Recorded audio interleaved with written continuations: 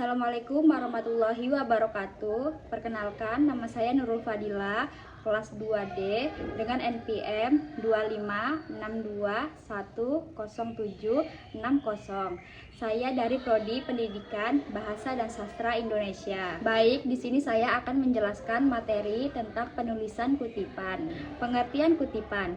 Kutipan adalah pinjaman kalimat atau pendapat seseorang atau ucapan seseorang yang terkenal, baik dalam buku, majalah, koran, atau sumber lain. Kutipan merupakan salah satu hal yang esensial dalam penulisan karya ilmiah.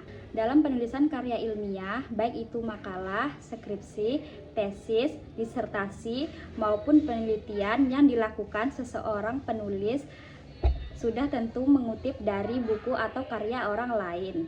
Tujuan penulisan sumber kutipan. Yang pertama, terhindar dari tuduhan plagiat.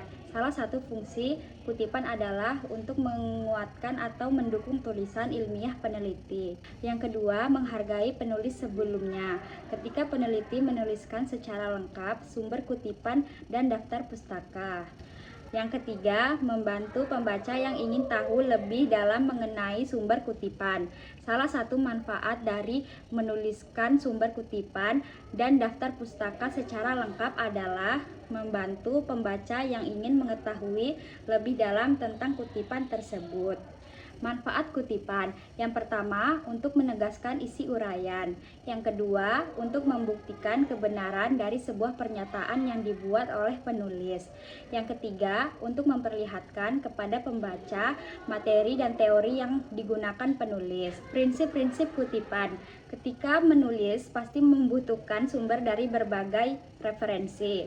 Maka dari itu perlu diketahui bagaimana prinsip-prinsip yang benar dalam mengutip dari tulisan orang lain. Yang pertama, apabila dalam mengutip sebuah karya orang lain ada tulisan yang salah ejaan dari sumber kutipan, maka sebaiknya biarkan saja apa adanya seperti sumber yang diambil tersebut. Pengutip tidak memperbolehkan membenarkan kata ataupun kalimat yang salah dari sumber kutipan. Yang kedua, dalam kutipan diperkenankan menghilangkan bagian-bagian kutipan dengan syarat bahwa penghilangan bagian itu tidak menyebabkan perubahan makna atau arti yang terkandung dalam sumber kutipan. Yang ketiga, menuliskan sumber kutipan. Prinsip dalam mengutip. A. Tidak boleh mengadakan perubahan terhadap teks asli yang dikutip. Yang B. Harus menggunakan tanda hasik jika ada kesalahan dalam teks asli. C. Menggunakan 3 titik terspasi jika ada bagian dari kutipan yang dihilangkan. Yang D. Mencantumkan sumber kutipan. Jenis kutipan. Pengutipan tersebut dapat dilakukan dengan 2 cara, yaitu dengan cara kutipan langsung dan kutipan tidak langsung. Kutipan langsung. Dalam penulisan kutipan langsung, penulis mengutip tulisan orang lain apa adanya tanpa mengubah tulisan yang dikutipnya. Kutipan langsung adalah pinjaman pendapat dengan mengambil secara lengkap kata demi kata atau kalimat demi kalimat dari sebuah teks asli. Ada 2 cara melakukan kutipan langsung, yaitu pertama, kutipan langsung pendek. Kutipan langsung pendek adalah kutipan yang terdiri dari 5 baris atau kurang. Kutipan panjang langsung. Kutipan panjang langsung adalah kutipan yang panjangnya lebih dari 5 baris. Kutipan tidak langsung. Kutipan tidak langsung adalah suatu kutipan yang menyajikan gagasan orang lain dengan cara menyatakan kembali gagasan tersebut dengan kalimat atau gaya bahasa sendiri. Kalimat yang digunakan penulis berbeda dengan gagasan orang lain yang terdapat dalam sumber aslinya dan memiliki esensi yang sama. Kutipan tidak langsung dapat dibuat secara panjang maupun pendek.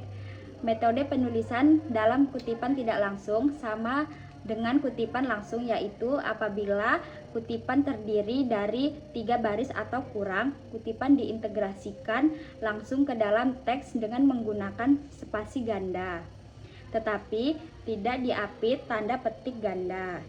Kutipan tidak langsung dapat dilakukan dengan cara A. Bila kutipan kurang dari 3 baris, maka yang pertama, kutipan diintegrasikan langsung ke dalam teks dengan menggunakan spasi ganda. Yang kedua, kutipan tidak menggunakan tanda petik ganda. Yang ketiga, disebutkan sumber kutipannya. Yang B, bila kutipan lebih dari 3 baris, maka yang pertama, kutipan dipisahkan dari teks sehingga membentuk paragraf tersendiri. Yang kedua, diberi jarak rapat antar baris. Yang ketiga, tidak diapit tanda kutip. Yang keempat, disebutkan sumber kutipannya. Selanjutnya adalah materi catatan kaki.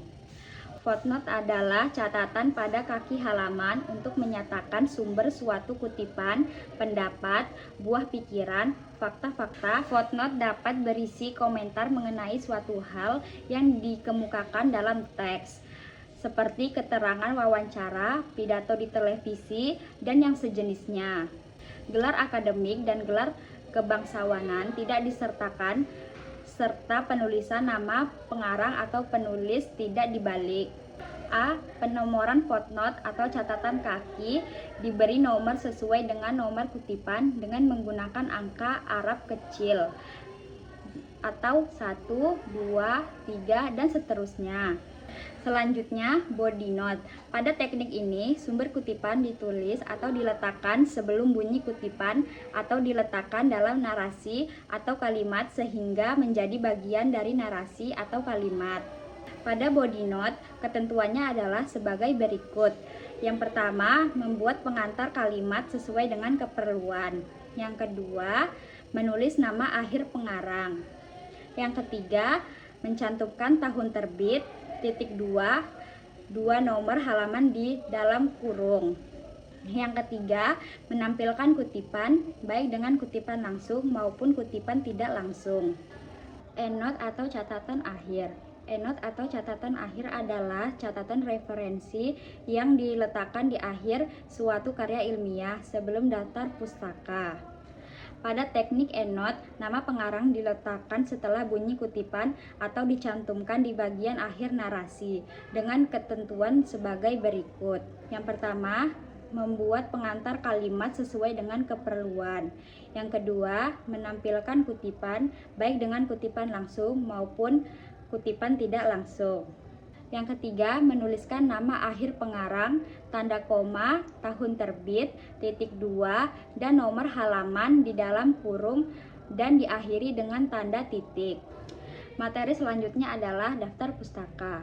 Daftar pustaka atau bibliologis adalah semua sumber yang menjadi rujukan seorang penulis dalam kegiatan menulis sebuah karya ilmiah. Daftar pustaka merupakan rujukan penulis selama ia melakukan dan menyusun penelitian atau laporannya. Semua bahan rujukan yang digunakan penulis, baik sebagai bahan penunjang maupun sebagai data, disusun dalam daftar pustaka tersebut.